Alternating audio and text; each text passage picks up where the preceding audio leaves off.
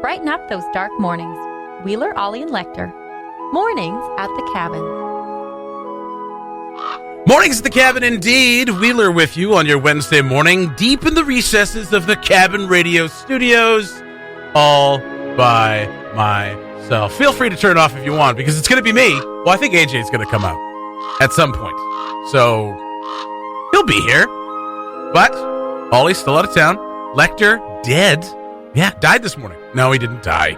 He's just feeling a little sick. Got a bit of a headache.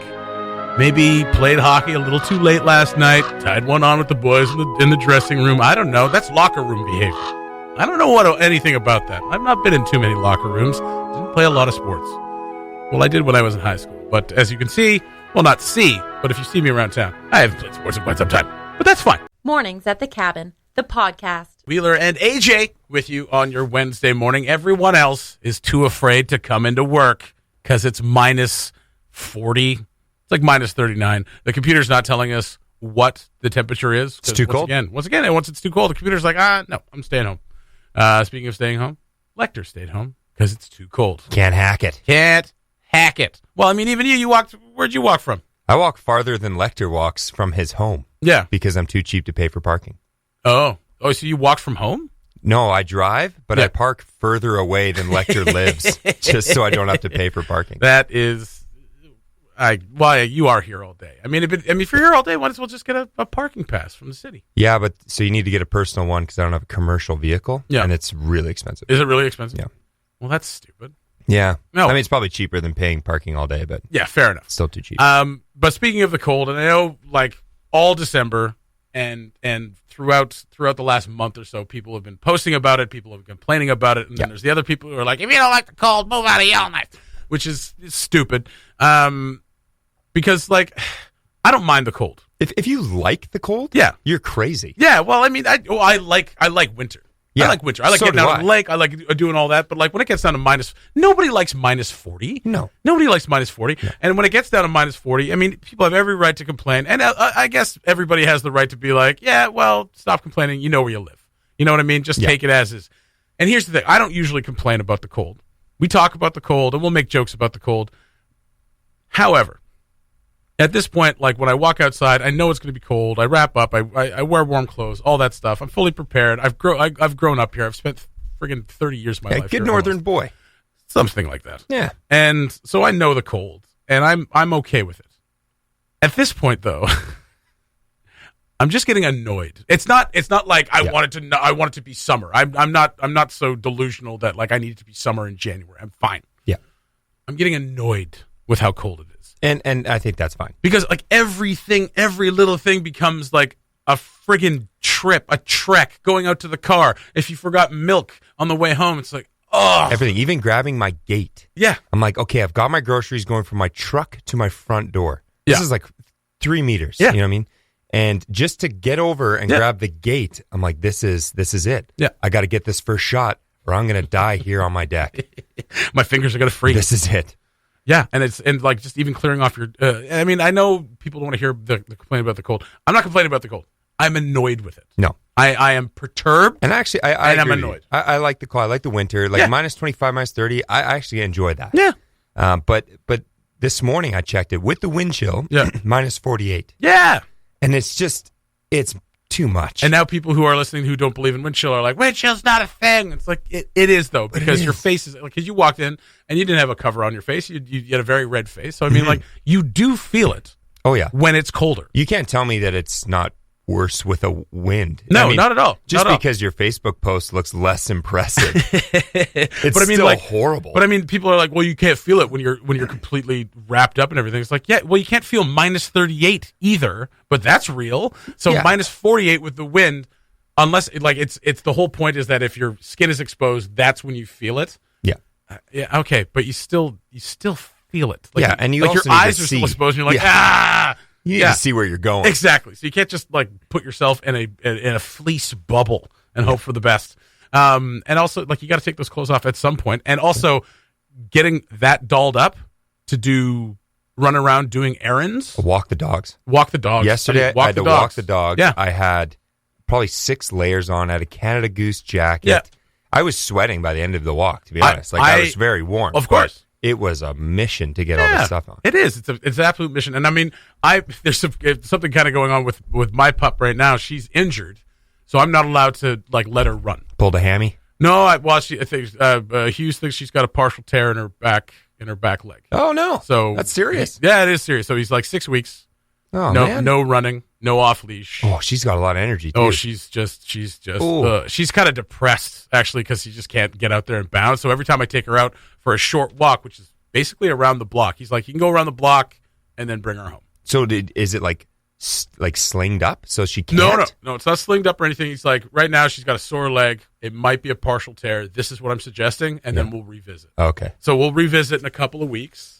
But it kind of coincides with this massive cold snap that we've had for the last month or so, is that I can't really take her out for that long. Oh, that sucks. So it sucks for her, but not having to go out for an hour or 2 hours every day in the -40 is okay. And it's actually okay for her too, because she is a huge puss. So is it her back leg? Yeah. Her back, her hind. Just wheelbarrow her. Yeah, there you go. Yeah, pick up the back end and let the front wheels do the walking. Yeah, but then she overcompensates, and then she'll probably injure herself there. Because, I mean, she's a pup, and she's a lap. She just runs full tilt no matter what. Yeah. So and this is actually a good tip for people out there who have these puppies who just run rampant, right? You let them go off the leash, and they just go and go and go and go until they're done. Yeah. Penny. Right. So if you're out in the deep snow where there's possibly a lot of brush, and a lot of trees maybe falling and stuff like that, and the dogs can't see them, what Hughes thinks probably happened is that she was bounded through the snow, got her foot caught in something, and just twisted it or pulled it or tore it or whatever. So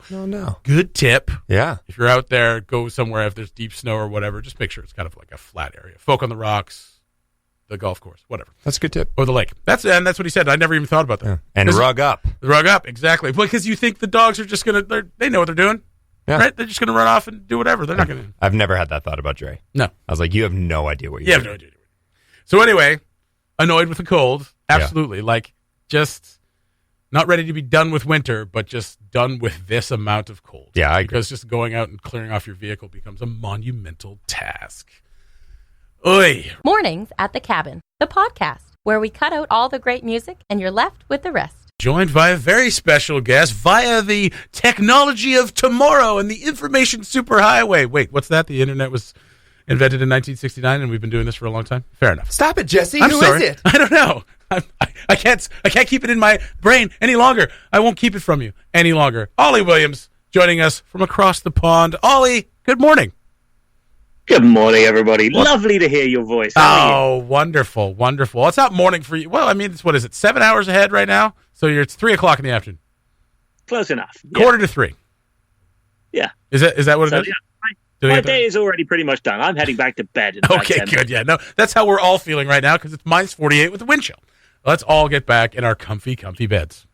Yeah, it's a little bit warmer here, although British houses, I don't know what it is about British houses, but they are built in order to ensure that the inhabitants are miserable. Yeah. You don't have that triple glazing on your windows? No, there's just drafts everywhere. I was under a blanket in here yesterday. It's +10 outside. And I was shivering under a blanket yesterday, just seeking any heat I could find. Holding this little... We've got essentially... my family here has a pygmy Jack Russell. If you can imagine a Jack Russell, but even shorter than an ordinary Jack Russell. And then give it a barrel-shaped stomach and a really bad attitude. And that's the family dog. And so I'd holding that thing close while it growls in my ear for its warmth is how I'm surviving. Stealing warmth from small dogs. That's Ollie. Okay, so you're out of town. You're going to be back in a few weeks, but we wanted to get you in on this just because, well, we miss you for one, and also we have no idea what we're doing. One of the latest stories from yesterday, as we all know, there's been a building at the bottom of Old Town Hill there for quite some time. Well, it's finally opening. How long has this thing been being built? For over a year. Over a year. Over a year for sure. Absolutely. Almost 2. Absolutely. Yeah, it seems like almost 2. Yeah. So it's the latest hotel here in Yellowknife. It's being called the Slave Lake Inn, which people are already taking umbrage with. And it plans a soft launch later in January, promising to be a very tech-friendly hotel. Ollie, what else do we know about the Slave Lake Inn at the bottom of the Old Town Hill? First of all, we could solve the Slave Lake Inn problem just by getting a piece of letter-sized paper and a marker pen that says and great. just writing the word "great," and then just taping it up on the side. That solves that. First comment under the Facebook post: someone should tell them that Slave Lake is in Alberta, and I agree. Yep. So it's a pretty small hotel. There's going to be 31 rooms. Yep. Priced at like the lower end of what you'd expect to pay at the Chateau Nova. And yeah, the whole point is that it's geared towards people who want to use technology and be online, which, let's face it, is not always the easiest in Yellowknife. So the idea is that they're going to try and put in the best available bandwidth, the highest possible download speeds. There'll be smart TVs in every room, so you can log into your own Netflix or Amazon Prime account. Yeah. Whenever you leave the room and switch that TV off, it automatically signs you out to make sure that whoever's in next doesn't, casually log in, watch a whole bunch of something terrible, screw up your recommendations for the next 3 years of your life. It would be terrible. I mean, it's also, though, that is also a ready-made excuse. The next time anyone asks you, like, what's that weird thing that's showing up on your playlist? Oh, someone in a hotel. hotel. Them, I stayed in a smart hotel. Someone must have come in after me. They must be the one that has watched like 11 seasons of Grey's Anatomy, not me. So yeah, I was staying at the Slave Lake Inn. Oh, in Alberta? Yeah. No. The Slave Lake Inn, NWT one. In the Yellowknife. Yeah, because apparently what AJ was saying is that in Slave Lake, there's a Slave Lake Inn. There is. Yeah. Owned by the same group. Owned by the same group. I called it. That's what I said. I bet so why not call this one Slave Lake 2? Yeah, the sequel. Obviously, guys, it's a chain of hotels. All of them are on some sort of Slave Lake. Now, admittedly, as chains go, that does somewhat limit your ambition. Yes, it because does. You have to find a lake with the words Slave Lake in it and then build a hotel there, which, does limit you somewhat. I suspect they've probably exhausted the market. That's probably it. Yeah, like we're going to put a hotel on every Slave Lake, and we've done it. There's 2. It's a really quick game of Monopoly. Now, how are they going to? What they're saying is that they're going to have the highest available bandwidth and download speeds. How are they going to guarantee that? Because I'd like that in my home, and apparently there's no way to guarantee that. Well, I mean, sad to say, you do have the highest available download speed in your home. That's the problem. Yeah. Well, I mean, and that's the thing. Like, you say that we're going to have the highest possible bandwidth speeds, and people be like, "Ooh, pique their interest," and it's like, "Oh, by the way, that's going to be the same as what you have at work." Well, I think it's interesting that this is their big gimmick because any new hotel, I would expect all of this. Exactly. I would expect a continental breakfast. I would expect a smart TV that has stuff on it, and I would expect internet access. It's 2020. This is what I expect. This isn't a gimmick. This is what I want out of a new hotel. Can I just interrupt on the breakfast front? Now, this is a broader problem that I would like to raise with the entirety of North America. So the Slave Lake Inn's owners told us they'll offer this European-style continental breakfast, cold cuts, cheese, croissants, breads, jams, espresso, cappuccino, instead of, and I'm quoting now, instead of cereals and the standard everyone is used to. That's what they said. That's exactly what everyone's used to. Like that continental breakfast, cold cuts, cheese, breads, jams, that is like the absolute bare minimum a hotel could serve in Europe without being burned down by angry guests. Absolutely. Absolutely it is. I don't understand. I mean, I kind of understand, but I find it really weird that in North America, hotels are very, very reluctant to ever cook anything for breakfast. Well, you got to... So that it's just like whatever's cold. Yeah, and it's well, you got to...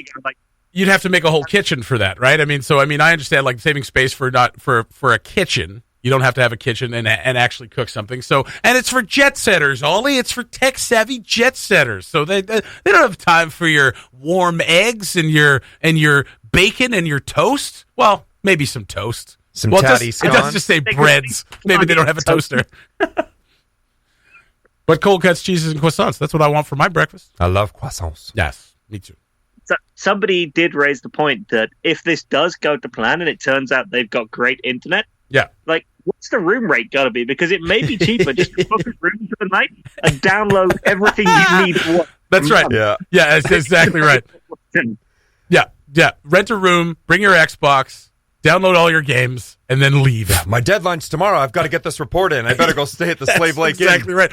Because I came home from Christmas and I have a bunch of games and I downloaded them all and did all the updates and it was like 40 or 50 gigs. So I'm like into my internet for the month already. And that sounds like a great idea. I'll go drop $170 in a hotel room and download 300 gigs worth of stuff. Well, it's going to cost you more than that for overage charges. So. No, well, I'm at the 300 gig. I'm at the 300 gig package now, baby. Whoa. There you go. Good for you. There you go. Yeah, good for me. Good for everybody who has to go to doing well. Doing well, I see. Doing well. It's actually pretty reasonable. It's $140 a month. Oh, it's not bad. It's not bad at all. So, okay. So they're looking to do a soft launch in January with a preview of their European-style continental breakfast, I'm sure. Just put those breads and jams and croissants in an envelope and give it to you. Yeah. That's basically how that's going to go.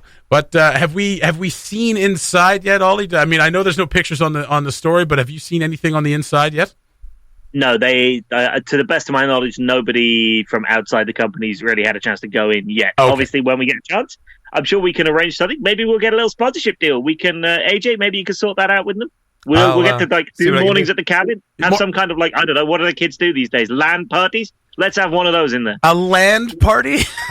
LAN party, LAN. That is not a thing. It's a landline, Ollie. Yeah, duh. It's a dial-up party is what they used to call it. Now let's all bring our laptops. We'll play Quake for a few hours, and then we'll have a sleepover. The Mornings at the Cabin podcast was recorded before a sort of live, thankfully not in the studio, audience. Today's show is sponsored by Scotiabank Hockey Day in Canada. I'm going to spit this out right one of these times. Scotiabank Hockey Day in Canada coming up on February 5th to the 8th here in Yellowknife. For more info, you can go to yellowknife.ca, especially for those ticketed events, including the NHL Declaration of Principles Breakfast and Celebrity and Alumni Classic, Friday, February 7th. Go to yellowknife.ca for all your information there. And, of course, we will keep you up to date on everything that's going on there. It will also let you know how many tickets are left for these events at yellowknife.ca. So get over there soon. Tickets are selling pretty briskly from what I've seen. All the merch has arrived at Lake Erie now, too. So Lake Erie and Erasmus Apparel are fully stocked. Sweet. Get all your merch to get set up for Scotiabank Hockey Day in Canada, February 5th to the 8th here in Yellowknife. And, of course, we still got Ollie Williams on the line. He's been waiting patiently, talking to himself. But here he is, back again. Ollie Williams, welcome back to the show. As always, good to have you from all the way in England. Where are you right now? I am in the southeast of England, just north of London. And no, don't mind me. I'm enjoying listening. It's bringing me back so many happy memories. you listening to Jesse, do the sponsor. I'm back. Leave me alone. I mean, you haven't been on the show since last year. It's been a time. Yeah. Okay. It's all coming back. That's right. Now another top story here on cabinradio.ca, but also posted early this morning. Sarah up at 4:32 in the morning, posting stories, working her butt off. Well, I mean, she's in Ontario, so I guess it's 6:30. So I guess it's not as hard, but still that crazy. It was still pretty early. It's still pretty damn early. She's up. So she's at work. Two things on that. Yep. 2 things on that. Yes. Number one, I published it, and it was very today. So it's fun. Number two, she's in Ontario, but 6 hours behind the UK. So she's on Central Time in Ontario, which I didn't know was a thing, but it is. Oh yeah, in the very western bits of Ontario. I guess it is Central Time. That's right. Where's she? We can't just do it by province. That would be simple. No, we have to have like a tiny corner of Ontario that, for no reason, no justifiable reason, decides, well, we're going to be on Central Time. Well, thanks. And then there's Saskatchewan, who's just like, whatever. Depends what time of year it is. Yeah, that's right. Yeah, exactly. Well, Saskatchewan's in Central Time, but they're just like, we're not going to change our hours. Whatever. So sometimes we're going to be the same time as you. Why not? Yeah. That's right. So the story we're talking about, Yellowknife Stanton Hospital, this continues to be a very interesting story about this hospital. The word boondoggle keeps coming up. Yellowknife Stanton Hospital begins search for a new leader as after Kimberly Rise announced that she would transfer back to her home position in another division of NWT's Health Authority. Now the job's being offered up. It's a nice little pay package. It's all right. Between $160,000 and $230,000. That's the maximum to run the hospital. Ollie, without knowing precisely what's going on, Well, I was listening to you there, and I thought for a minute maybe you were going to go for it. Nah. That's why we have you. That would no, I thought you might apply. I might. I was imagining you as the chief operating officer of Stanton Hospital and imagining the many and varied improvements that you would bring. Between cabin radio and deputy MLA, where does a guy find the time? Exactly. That's right. Deputy Chief Operating Officer. Yeah, just lean over and point at stuff and say, "Yeah, you should fix that." I mean, I feel like I wouldn't be the only one within the GNWT getting paid for some sort of ceremonial position. Yeah, get yours, man. Is that too harsh? Oh, no. Ollie, you still there? Or No, I see the armistice has ended on Wednesday, the 8th of January. Okay, we're right back into it. Oh, come on. It's all in good fun. It's our economy. She had an 18-month term. It included overseeing the switch into the new hospital, obviously, which is a huge job and has obviously come with a ton of headaches so far since the opening. I mean, I don't know. I mean, it's not really your say as to what's going to happen. But what do you think a new person's going to expect as they kind of transition into this new job to try to right the ship, because the hospital seems to be suffering? Yeah, I think there's two sides to this. So part one is for people listening who might be very good at this job and who don't know a lot about it. So if that's you somewhere else in the world right now, here's part one. What an attractive position. We could absolutely use somebody really, really good at that to come in and, you'll get paid really well, great place to live, and it's a brand new hospital. What more could you want? Now, part two of this conversation is for people who already live in the Northwest Territories. Yeah, good luck to whoever gets that job. Yeah, exactly. Here's a laundry list of issues. There's a lot going on. So not only are there the issues with the building itself, which it's not uncommon for big buildings like this to have some sort of issue, but it still ain't great. So, when you're having wastewater overflowing and closing off areas of a hospital, nobody's going to enjoy that. That's going to need sorting out pretty darn quickly. But then you also have things like staffing, which has been an ongoing thing and probably will be an ongoing thing. Where are you going to keep getting people from? How are you going to retain people? That's going to be a defining feature of the job for anyone who takes it over. So there's a whole lot of different things. And you've got to remember that is not just Yellowknife's hospital, it's the NWT's hospital. Territorial. So you are responsible to everybody in the NWT to make sure that whether you're coming from like Rivet, Crescent, or Paulatuck, you're getting the same kind of standard of service and you have the same ease of access to that service. So there's a lot going on there. And I'm sure that whoever gets that job and us reporters at Cabin Radio will have a very close and interesting relationship as we enjoy interviewing them every other month about whatever's gone wrong now. You've seen a record number of Code Browns. How do you feel about that? It states that the applications close on January 19th. So you have 11 days to decide whether or not you want to run the territorial hospital and then put your name into it. I'm sure we'll get some interesting names from all over the country. Probably. Yeah. It's an attractive position for someone who has a Bachelor of Nursing or a Doctor of Medicine degree or an equivalent, and 10 years of senior management experience, including at least 5 years in an acute care setting. Those are more guidelines. Yeah, those are guidelines. I mean, I'm just going to hire someone straight out of school who doesn't know how to pronounce the town names, and then we'll just go with that. So just give them the lower end, because there's a pretty big spread. That is a big spread. $70,000 spread, yeah. So I what constitutes the 160 and what constitutes the 230? Well, what constitutes offering someone $160,000 to run a hospital for the entire territory? Well, for what Ollie just said. What Ollie just said. It's going to be tough. Well, just even if everything was running perfectly, $160,000 is not that much money to run an entire territorial hospital. It really isn't. I know that's for a lot of people that sounds like a ton of money. Yeah. But for the amount of work that goes into something like that, logistics, facilitating staffing, and all the things that are going wrong with the responsibility. New building, I'd say the responsibility is huge. Yeah, you have lives on your hands. I would think that the starting wage would be near $200,000 as opposed to $160,000, which I don't know. Well, maybe it is. That's why I'm kind of curious why there's such a big discrepancy there. Yeah, I was curious about that as well. Ollie, do you have any ideas as to why such a wide swath and why such a seemingly low starting salary for someone who has to run an entire territorial hospital with 10 years of senior management experience and a doctorate? Well, that is a good question. I honestly wasn't sure whether you were going to come down on the side of it being a high salary or a low salary. Oh, it is not a high salary to run a hospital. That $160,000? No. You know what?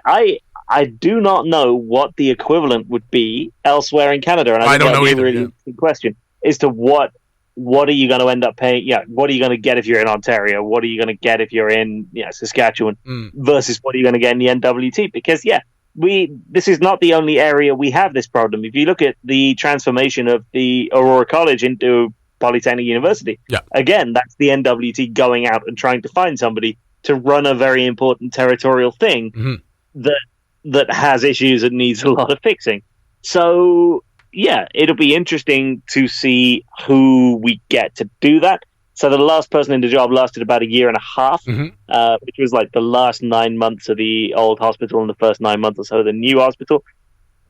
I would probably prefer to be taking the job after the new hospital's opened than have to deal with that shift. You would think, it's probably going to be a pretty attractive job to the right person. But at the same time, it's going to take whoever does that job is probably going to be working like 18-hour days for the next however many years of their life. Yeah, absolutely. Yeah, and I'd like to see them make it as attractive as possible financially, because that's a very, very important role for everybody in the North. It's an incredibly important role. So it's I'd one like of the to most see important roles. like the best candidate they can get in that role. So make it as appealing as possible. Absolutely. Because I'm sure there's a massive benefits package that we're not seeing, because that's just the salary, right? Well, maybe that's what that discrepancy is. That's your base salary. So you get $160,000 plus all these other things. They could have a $15,000 worth of benefits. Exactly. They could have et cetera, et cetera, et cetera. Exactly. But $70,000 is quite big. And you two sound like you're on the point of starting a GoFundMe for them. So, that's right. Let's start a GoFundMe for whoever's going to run the hospital.